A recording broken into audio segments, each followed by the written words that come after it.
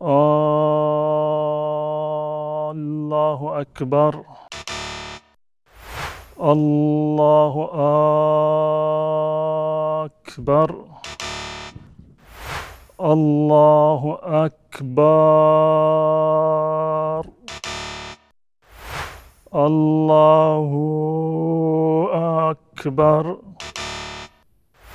الله أكبر. الله اکبر. معنی الله اکبر یعنی این که الله متعال از همه چیز بزرگتر و برتر است. اما تلفظهای ابتدای این ویدیو همهشون اشتباه و احیانا معنی کفرآمیزی را دارد. الله اکبر با مد الف الله، لفظ جلاله الله، و الله اکبر که الف اکبر را مد بکنید، بکشید.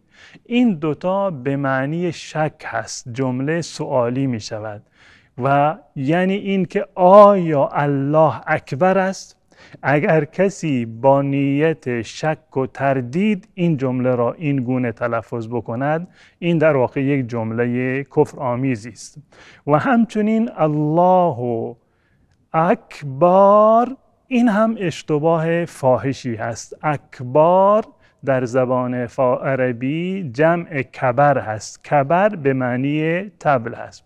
و همچنین الله اکبر و الله اکبر اینها هم تلفظ اشتباهی هستند که از نظر شرعی چنین تلفظی جایز نیست. پس سعی بکنیم که حتما تکبیرة الاحرام را به این گونه تلفظ بکنیم: الله اکبر. این تلفظ صحیح است و بقیه تلفظها و صورتهایی که قبلا بیان شد همهشان اشتباه و خطا و احیانا کفرند و معنی کفرآمیزی دارند.